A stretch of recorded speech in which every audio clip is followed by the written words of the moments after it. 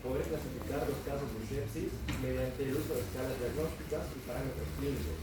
También aprender el manejo inicial de la paciente con sepsis o shock séptico y finalmente reconocer y entender la importancia de la entrada en la vida. Bueno, comenzando por la introducción, vamos a ver un poco de epidemiología. En cuanto a la carga global de la sepsis y el shock séptico, primero hay que entender que existen causas de mortalidad materna directas e indirectas. Las directas son las que son relacionadas con complicaciones del embarazo y las indirectas que pueden deberse a otras enfermedades como ser la diabetes y el VIH. No.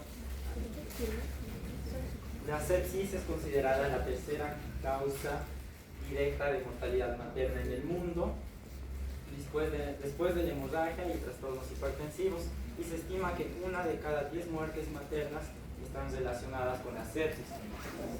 Representa aproximadamente entre el 10 al 11% de las muertes maternas globales.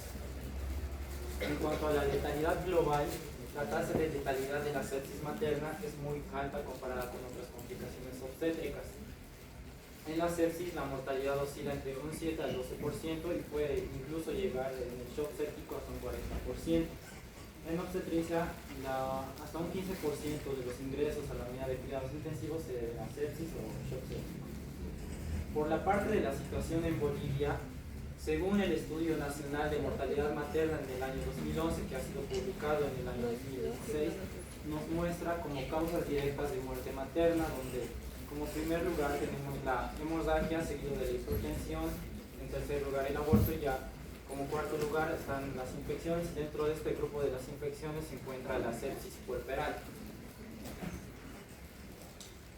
Comenzando con las definiciones básicas del tema, tenemos la definición de infección, que este es un proceso patológico causado por la invasión ya sea de un tejido líquido o espacio normalmente estéril por microorganismos patógenos o potencialmente patógenos. La bacteremia es la presencia de bacterias viables en la sangre. Ahora sí, la definición de sepsis materna según la Organización Mundial de la Salud en el año 2017 lo define como una condición potencialmente mortal caracterizada por disfunción orgánica secundaria a un proceso infeccioso presente durante el embarazo, el parto, el puerperio o posaborto. Tenemos otra definición que ha sido dada por el Consenso Internacional número 3 de sepsis y shock séptico en el año 2016 y lo definen como una disfunción orgánica potencialmente mortal causada por una respuesta desregulada del huésped frente a una infección. En sí hay que tener en cuenta que no hay que confundirlo con infección. El evento central de la sepsis es la disfunción orgánica y puede suceder en un huésped susceptible durante el embarazo, el parto, el puerperio y el posaborto. La definición de choque séptico. Según el tercer Consenso Internacional, en el año 2016 lo define como un subconjunto de sepsis, pero ya con alteraciones circulatorias, celulares y metabólicas que pueden aumentar sustancialmente la mortalidad y que cumpla los siguientes criterios clínicos, como sea hipotensión persistente pese a líquidos, con una presión arterial media menor a 65 milímetros de mercurio, un lactato sérico mayor a 2 milimoles litro y que se requieran vasopresores para poder mantener la presión arterial. Ahora, como tal, una clasificación, una forma de poder entender mejor, tenemos que todo esto empieza con el SIRS, o también conocido como el síndrome inflamatorio de respuesta sistémica, donde se considera así si cumple dos o más de los siguientes criterios, como ser una temperatura mayor a 38 grados o menor a 36 grados, taquicardia, taquipnea y la fórmula leucocitaria que se encuentre mayor a 12.000 o menor a 4.000. Y después de esto pasaría ya a ser una sepsis, donde sería SIRS más un foco infeccioso, sospecha de un foco infeccioso, más disfunción orgánica, que se corrige con la reposición de volumen. Antiguamente se lo separaba en sepsis y sepsis grave, pero actualmente todo esto se considera como un concepto conjunto de la sepsis. Ya no se usa el concepto aparte de sepsis grave. Después de esto pasaría a ser un shock séptico, que sería la disfunción orgánica más hipotensión, pero que es refractaria al tratamiento, lo cual nos llevaría a una falla multiorgánica y finalmente a la muerte. En cuanto a los factores de riesgo obstétricos, estos están relacionados con todo lo que cause disrupción de una barrera, ya sea piel o mucosas, y que pueda permitir la entrada de microorganismos. Como ser, tenemos la cesárea, trauma del canal vaginal, el embarazo múltiple, la reproducción asistida, antecedentes de enfermedad pélvica inflamatoria, ruptura prematura de membranas, amniocentesis y cerclaje cervical. Por la parte de factores de riesgo no obstétricos tenemos enfermedades crónicas, la edad materna, menor a 20 años o mayor a 40 años, un bajo nivel socioeconómico, la obesidad, la inmunosupresión y la anemia. Por la parte de los agentes etiológicos tenemos el Streptococcus pyogenes, que está asociado a todos los fulminantes de sepsis puerperal, el Streptococcus agalactiae del grupo B, la Escherichia coli, que es el principal agente de infecciones de vías urinarias, el Enterococcus, Staphylococcus aureus, que está más que todo asociado a infecciones de la herida quirúrgica, mastitis y bacteremia, y agentes anaerobios como Cerabacteroides y Clostridium, que están asociados a aborto séptico y endometritis postparto. Agrupándolos como causas, tenemos causas obstétricas como ser la coriomionitis, la endometritis, la infección de la herida quirúrgica, la infección perineal, la mastitis, la retención placentaria y el aborto séptico. Como causas no obstétricas tenemos la neumonía, las infecciones de las vías urinarias, la apendicitis, la gastroenteritis, el VIH y otras infecciones sistémicas. El cuadro clínico inicial característico de los pacientes se caracteriza por presentar fiebre o hipotermia, taquicardia, taquipnea, diaforesis o escalofríos, piel fría o húmeda, náuseas, vómitos o localizado, hipotensión, oliguria y anuria y alteración del estado mental. Bueno, continuando con el tema, yo les voy a hablar un poco de lo que es la fisiopatología. En este tema lo vemos muy detallado y yo se los voy a ir explicando paso a paso. Este proceso empieza mediante el reconocimiento de microorganismos invasores que liberan moléculas llamadas PAMs, patrones asociados a patógenos. Unos ejemplos de esto pueden ser los lipopolisacáridos de las bacterias gram-negativas, los peptidoglicanos, el ADN o el ARN viral. El cuerpo humano detecta estas señales mediante los receptores TLR en la superficie de los macrófagos y las células dendríticas. Esta detección activa factores de transcripción que ordenan la producción y liberación masiva de citoquinas proinflamatorias, como por ejemplo el factor de necrosis tumoral, la interleucina 1 y la interleucina 6. Mediante esta citoquina, el cuerpo va a desatar una respuesta inflamatoria sistémica que es local y descontrolada, donde las citoquinas viajan por el torrente sanguíneo, provocando vasodilatación periférica, ya que el óxido nítrico se libera en exceso, va a relajar el músculo liso de las arteriolas y va a producir un aumento de la permeabilidad capilar, donde el endotelio se vuelve poroso. Recordemos que el endotelio es una superficie lisa, se vuelve poroso y el líquido se escapa del espacio intravascular al espacio intersticial, provocando edemas y reduciendo drásticamente el volumen de sangre efectivo. Por todo esto se da una disfunción endotelial y de la microcirculación. Aquí es donde el shock se vuelve crítico, ya que tenemos que entender que antes de esto el shock era un proceso casi irreversible, pero aquí se vuelve un proceso crítico potencialmente mortal, en donde el endotelio deja de ser una barrera lisa y se convierte en una superficie procoagulante. Se va a producir lo que es la coagulación intravascular diseminada, en donde se van a formar microtrombos que bloquean los capilares, causándonos una mala distribución de la sangre circulante, que aunque el corazón bombe con fuerza, la sangre no llega a las células porque los capilares van a estar obstruidos. Mediante todo esto vamos a llegar a lo que es una hipoxia citopática o también llamada citotóxica. A nivel celular, las células van a ser incapaces de utilizar el oxígeno disponible para producir energía debido a la disfunción mitocondrial. La disfunción mitocondrial se va a dar debido a que las toxinas y el estrés oxidativo dañan a las mitocondrias. El mecanismo de este daño se da porque ocurre un bloqueo en la respiración celular debido al estrés oxidativo. La causa de este bloqueo es la producción excesiva de óxido nítrico y peroxinitrito que afectan a la mitocondria y que, a pesar de tener suficiente oxígeno, la célula no lo puede usar y mediante esto se reduce la producción de energía y favorece la glicólisis anaerobia. Hablando un poco de la glicólisis anaerobia, esta se va a acelerar drásticamente debido a la hipoxia capilar y a la disfunción mitocondrial. Se va a convertir la glucosa en piruvato y luego en lactato. Este exceso de lactato en la sangre se le conoce como un estado de hiperlactatemia, que es un biomarcador clave asociado con la mortalidad y la disfunción multiorgánica. Hablando un poco del marcador sérico, en los laboratorios tenemos que ver que nos puede ayudar a más o menos pronosticar el estado de shock. Se ha visto que niveles mayores a 2 milimoles por litro nos van a indicar disfunción metabólica y niveles mayores a 4 milimoles se asocian con alto riesgo de shock séptico y de falla multiorgánica.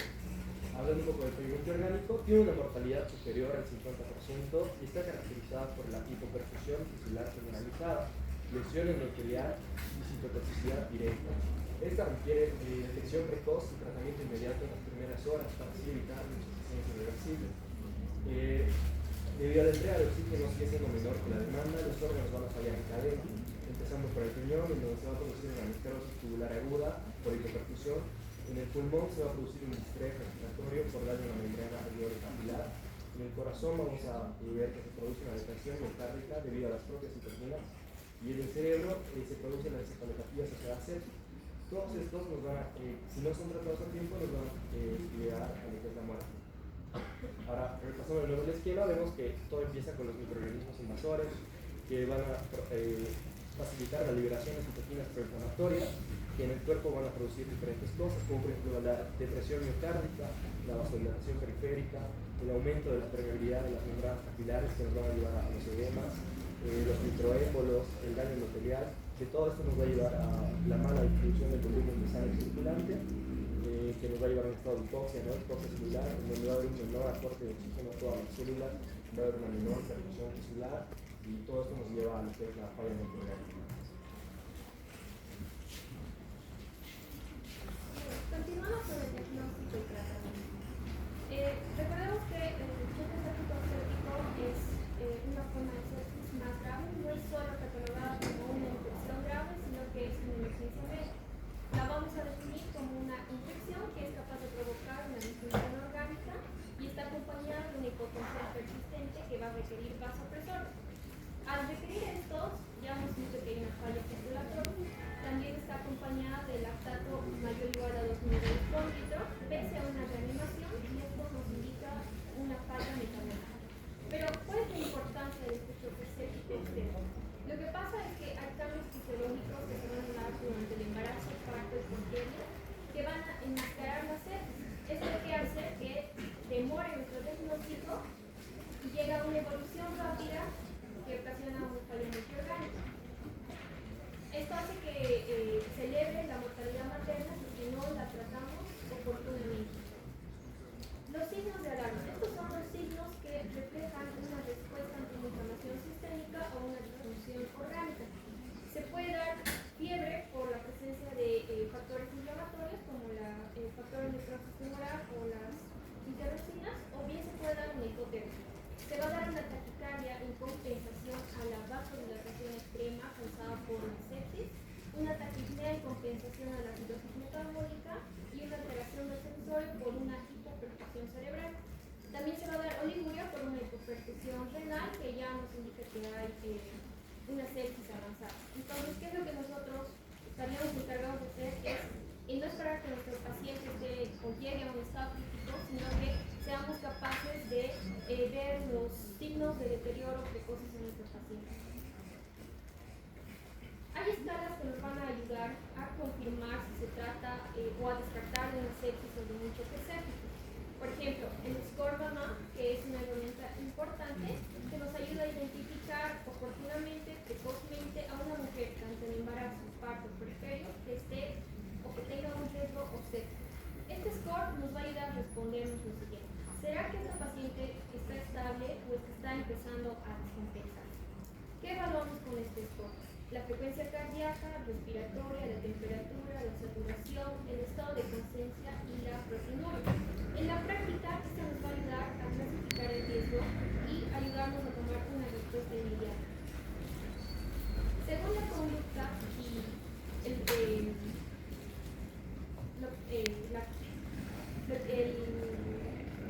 el valor que ya hemos obtenido del score anterior, lo vamos a aplicar según los centros de salud. Tenemos los de tipo A, B y los de atención prehospitalaria.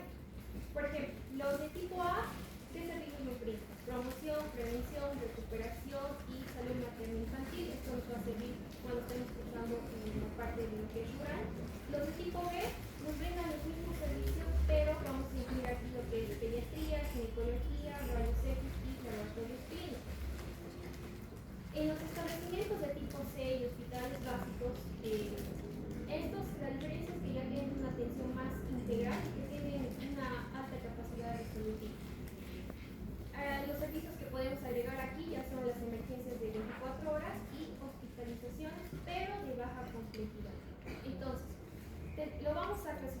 puntuaciones. Tenemos puntuaciones bajas que van de 0 a 1. Si tenemos esta puntuación, ¿qué es lo que tenemos que hacer? Evaluar, analizar los factores de riesgo, el bienestar materno fetal y los signos de alarma.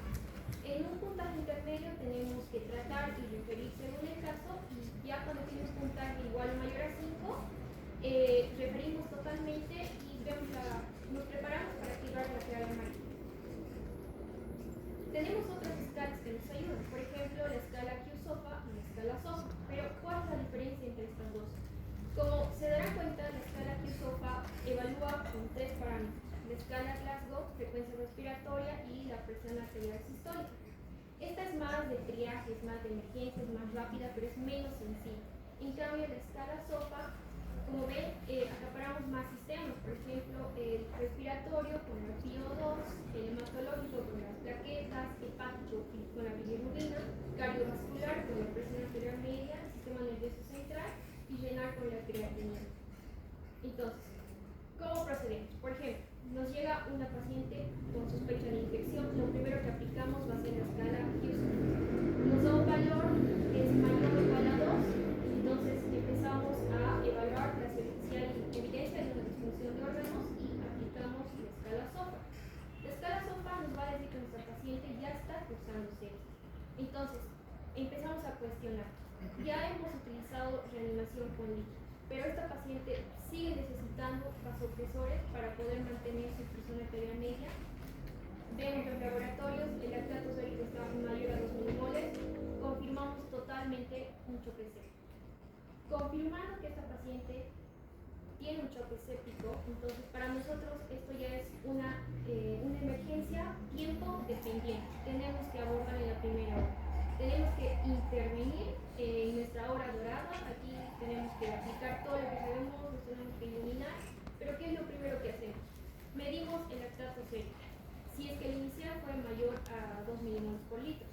Luego tomamos los cultivos, también incluimos la sangre, y para saber contra qué agente nos estamos enfrentando. Entonces aplicamos una antibiótico-terapia de amplio espectro y después de esto realizamos una reanimación hídrica, si es que la hipotensión o el estrato estaba mayor a 4. Esta reanimación podemos utilizar cristaloides de 30 miligramos por kilogramo en la primera hora. Es posible que necesitemos apoyo de oxígeno. Obviamente vamos a realizar una monitorización hemodinámica. Y por último, utilizamos vasopresores para mantener nuestra presión arterial media. Para que nuestro tratamiento tenga éxito, el pilar fundamental de esto es que tengamos un control del foco infeccioso. Al realizar este control del foco, es posible que necesitemos realizar evacuaciones uterinas, drenajes de acceso, retiro de restos, en casos graves cirugía. Por ejemplo, tenemos condiciones. En el caso de la endometritis, el esquema de antibiótico-terapia sería clindamicina con gentamicina. En sepsis grave, ceftriaxona y metronidazol, y en el aborto séptico, ampicilina, gentamicina y metronidazol. Pero nada de esta terapia con antibióticos va a ser eficaz si no controlamos totalmente el foco. Si pese a haber utilizado una reanimación hídrica, no nos responde el paciente, utilizamos vasopresores. El primero de elección que tenemos es la norepinefrina. ¿Por qué? En la sepsis lo que se da es una vasodilatación externa. Cuando se da esto, disminuye totalmente lo que es la resistencia vascular sistémica, la PAM y la perfusión de órganos. Entonces, aquí es donde administramos la noradrenalina. Lo que va a hacer es que su mecanismo de acción va a ser estimular receptores alfa que van a actuar en el músculo liso vascular, y esto va a provocar una potente vasoconstricción. Este efecto, que es muy importante para nosotros, va a hacer que eleve la presión arterial media y se restabilice lo que ya estaba disminuido. Va a empezar a aumentar la resistencia vascular, la PAM, y va a aumentar la perfusión de órganos. En resultado, vamos a mejorar la perfusión materno-fetal y por ende vamos a disminuir el riesgo de fallo orgánico. En casos más avanzados, el tratamiento que utilizaríamos, nuestro manejo sería un control glicémico, el uso de corticoides en caso de un shock refractario. Utilizamos los corticoides en caso de que ya no nos responda ni a la rehabilitación hídrica ni al vasopresor. Utilizamos ventilación mecánica y es posible que necesitemos profilaxis tromboembólica, porque recordemos que el embarazo es un estado protromboso.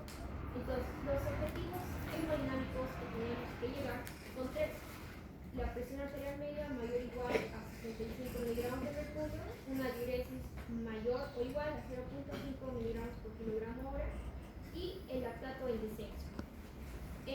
Nosotros al año en internado nuestro deber es reconocer temprano, reanimar rápido, tratar la causa, monitorear constantemente y no olvidemos que cada minuto cuenta.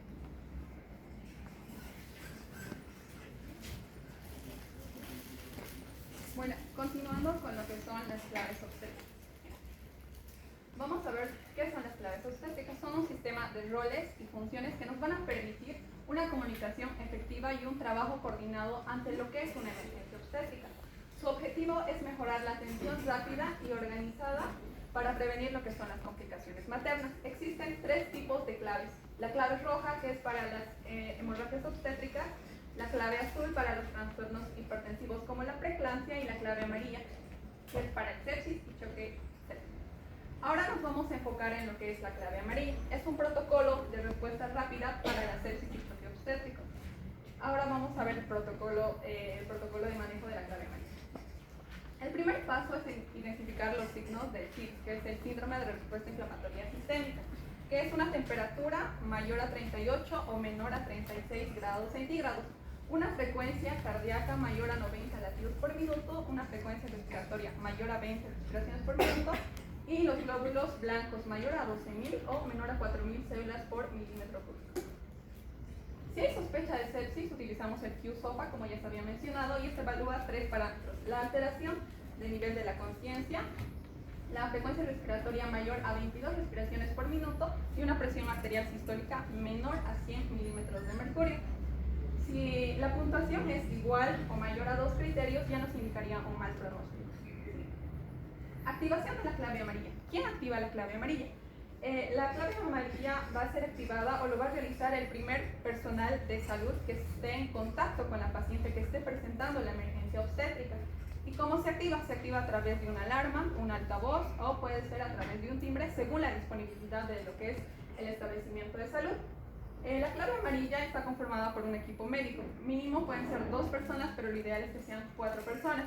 Y está conformada por lo que es un coordinador que se encuentra al lado derecho de la paciente, un primer asistente a la cabecera de la paciente, el segundo asistente al lado del paciente, al lado izquierdo, y una circulante que se puede ubicar, puede estar en cualquier ubicación cumpliendo sus funciones. Ahora, ¿cuáles son las funciones de cada uno? El coordinador es el que va a liderar y va a organizar lo que es el equipo médico y va a definir las conductas a seguir. También va a clasificar el grado de severidad del compromiso de la gestante y también va a buscar lo que son las causas del SIDS. Va a ordenar lo que son la aplicación de medicamentos, previa toma de muestras de cultivos y también va a brindar información a los familiares de la paciente. El primer asistente, como se ve en la imagen, es el que va a permeabilizar la vía aérea y va a suministrar oxígeno suplementario con el objetivo de obtener una saturación mayor al 90%. También va a controlar los signos vitales, va a monitorizar lo que son la eliminación urinaria, va a reevaluar el estado de choque. Luego de la administración de medicamentos, va a colaborar con el coordinador del equipo para realizar diversos procedimientos y va a cubrir a la paciente para evitar lo que es la hipotermia. Y como se ve en la imagen, la segunda asistente es la que está encargada de garantizar los accesos venosos.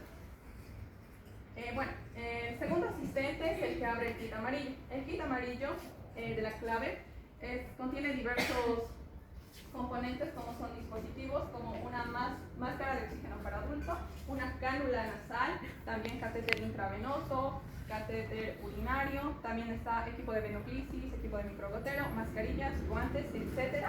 También está material para laboratorio, que son tubos de extracción de sangre, los formularios como el algoritmo que estamos viendo de la clave amarilla, medicamentos y esquemas de antibióticos. Seguimos. El segundo asistente garantiza los accesos venosos en cada brazo. Lo ideal es que en el lado izquierdo esté la medicación y en el lado derecho se administre lo que es la hidratación o el manejo de lo que son los fluidos. También se encarga de realizar lo que es la gasometría, realizar órdenes de laboratorios y también de imagen, aplicar líquidos y medicamentos que sean ordenados por el coordinador. El circulante marca los tubos de muestras sanguíneas y análisis de los cultivos va a garantizar que las muestras lleguen al laboratorio, garantiza que los profesionales de imagen acudan a lo que es realizar el examen al lado de la camilla de la paciente, establece contacto con la familia del paciente y activa la red para realizar la transferencia si es que lo amerita. Se realiza un examen físico completo, controlando los signos vitales y el nivel de conciencia. También se realiza lo que es la escala de sepsis, que evalúa parámetros como la temperatura, la presión arterial sistólica, la frecuencia cardíaca, la frecuencia respiratoria, la saturación de oxígeno, el conteo de glóbulos blancos, el porcentaje de neutrófilos inmaduros y también lo que es el ácido láctico en milimoles por litro. Una suma mayor o igual a 6 ya nos indicaría un alto riesgo de mortalidad para la paciente, entonces debemos transferirla a la unidad de cuidados intensivos. Ya se había mencionado, la primera asistente asegura la vía aérea, suministra oxígeno. La segunda, 2 accesos venosos con catéter del número 16 o 18 y se debe colocar un catéter urinario a drenaje con bolsa de recolección.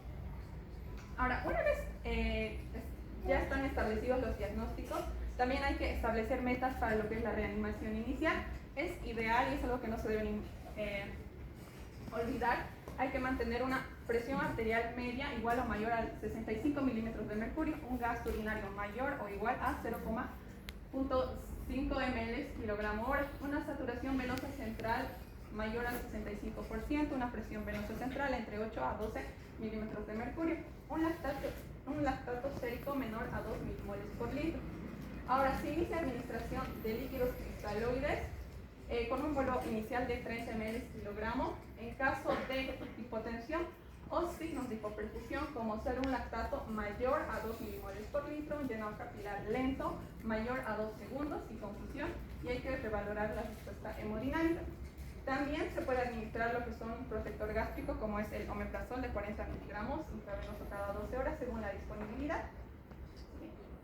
Entre los exámenes de laboratorio se va a pedir lo que es una biometría hemática completa, con lo que es el conteo de plaquetas, tiempo de protrombina, tiempo parcial de tromboplastina, el grupo sanguíneo, factor LH, lactato sérico, función renal y hepática, la glucemia, fibrinógeno, un examen microscópico de orina, urocultivo, hemocultivos tanto para anaerobios, aerobios, cultivo de nasofaringe y secreción vaginal y, por último, gasometría de leche.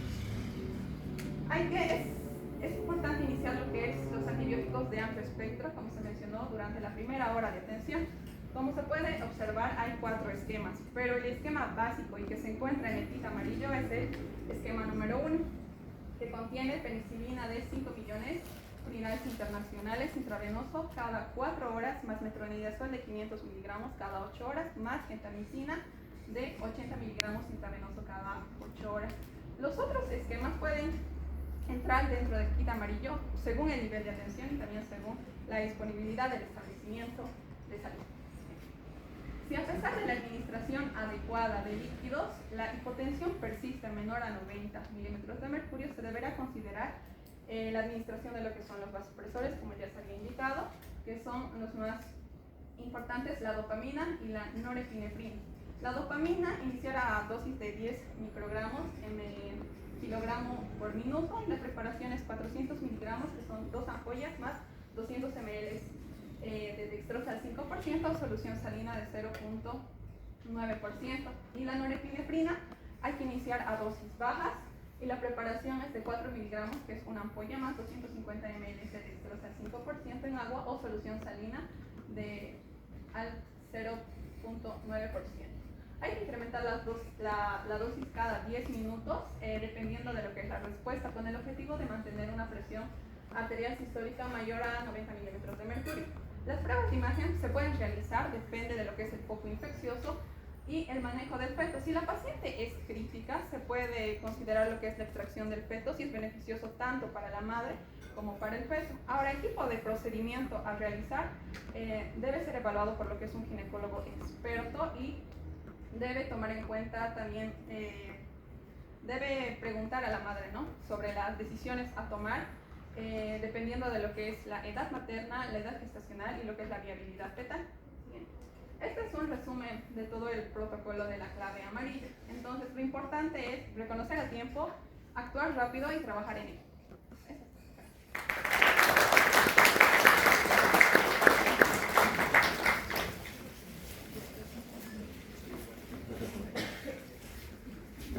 quedó linda la presentación. Bueno, vamos a resumir tres cosas, ¿no? Importantes para ustedes. En principio, gracias por asistir al seminario que ha sido realizado con el grupo. Una muerte materna. Yo creo que he estado viendo el programa, es el primer año que estoy como docencia de la medicina. ¿Me parece bien? Una muerte materna no solamente es la muerte de una persona, como puede ser de un varón, de un niño. La muerte materna para nosotros es la destrucción o desestructuración de la familia.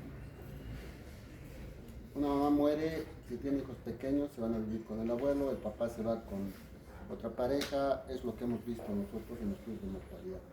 Y toda la familia se destruye, la misma casa. Entonces, lo que nosotros desde hace años tratamos de disminuir la muerte materna en Bolivia, porque somos la segunda causa a nivel de Latinoamérica, es luchar contra 5 cositas que no podemos desde hace 50 años. Es la hemorragia postparto, es la preeclampsia, es la sepsis, es el aborto.